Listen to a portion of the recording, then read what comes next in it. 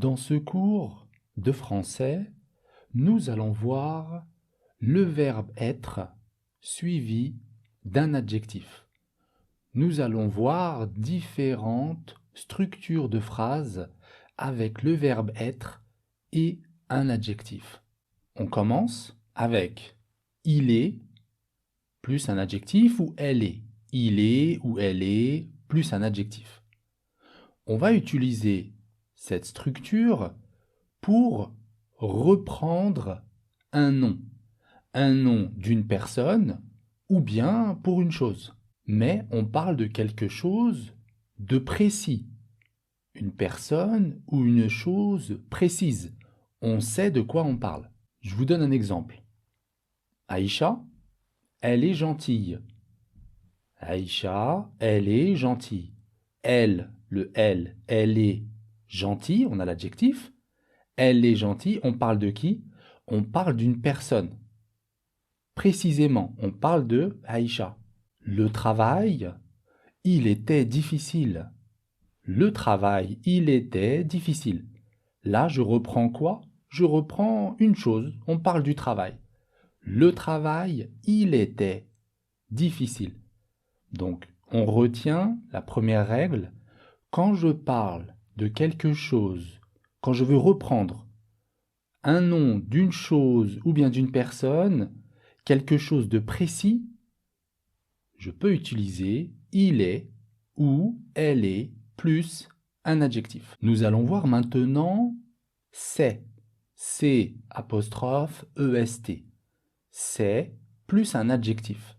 Je vais utiliser c'est plus un adjectif pour reprendre une chose en général.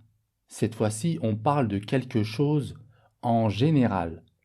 Ou bien, je peux reprendre également un verbe à l'infinitif. La géographie, c'est passionnant. La géographie, c'est passionnant. Ici, je reprends la géographie. On parle de la géographie en général. Donc, quand je parle de quelque chose en général, je peux utiliser c'est. La géographie, c'est passionnant. Apprendre le français, c'est intéressant. Apprendre le français, c'est intéressant. Ici, je reprends quoi? Je reprends un verbe à l'infinitif, apprendre. Apprendre le français, c'est intéressant. Donc, on retient cette règle. Si j'utilise c'est apostrophe est, c'est plus l'adjectif, pour reprendre une valeur générale ou un verbe à l'infinitif. Une autre structure de phrase. Il est ou elle est plus un adjectif plus à, la préposition à, plus un verbe à l'infinitif. On va utiliser cette structure de phrase, il est, adjectif à plus un verbe à l'infinitif, pour reprendre le nom d'une personne ou d'une chose qui est l'objet de l'action. C'est l'objet de l'action que l'on va reprendre. Ahmed ne parle pas très bien français. Il est difficile à comprendre. Ou un autre exemple, Karima a un bon accent. Elle est facile à comprendre. Maintenant, nous allons voir c'est. C'est plus un adjectif, plus à, plus le verbe à l'infinitif. Avec c'est, cette fois-ci, je reprends une idée générale. Je reprends l'idée générale qui est l'objet de l'action. Pourquoi ont-ils fait une chose pareille? La réponse, c'est difficile à comprendre. Pourquoi ont-ils fait une chose pareille? C'est difficile à comprendre. Le c'est reprend l'objet de l'action, on reprend toute l'idée générale. C'est difficile à comprendre qu'ils aient fait cette action. Une autre structure de phrase avec il est ou bien c'est plus un adjectif, j'ajoute un adjectif, plus de, la préposition de, plus un verbe à l'infinitif.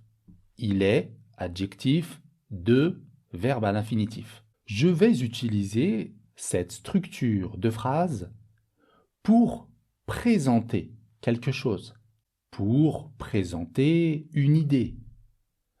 Par exemple, il est difficile de comprendre la littérature française. Il est difficile de comprendre la littérature. Un autre exemple, c'est facile d'apprendre les verbes du premier groupe. C'est facile d'apprendre les verbes du premier groupe. Vous voyez qu'ici, je présente quelque chose. Et la différence entre il est et c'est, c'est plutôt pour un langage soutenu. Mais dans les deux cas, je peux utiliser il est ou c'est. Je peux dire il est facile d'apprendre le français. Je peux dire c'est facile d'apprendre le français. La différence entre les deux, il est, c'est un langage soutenu. Une autre structure de phrase. Il est plus l'adjectif plus que plus un verbe conjugué. Il est adjectif que verbe conjugué. J'utilise cette structure de phrase pour indiquer la personne qui réalise l'action. Par exemple, il est vrai que vous comprenez rapidement. Il est possible que vous compreniez très vite. Ici, on peut remarquer une chose. Il est vrai que, après il est vrai que, je vais conjuguer le verbe à l'indicatif. Ici, j'ai utilisé le présent. Il est vrai que vous comprenez. Le verbe comprendre au présent. Et avec il est possible que, après il est possible que, j'utilise le subjonctif. Il est possible que vous compreniez. Vous voyez la terminaison IEZ. Vous compreniez, c'est le subjonctif.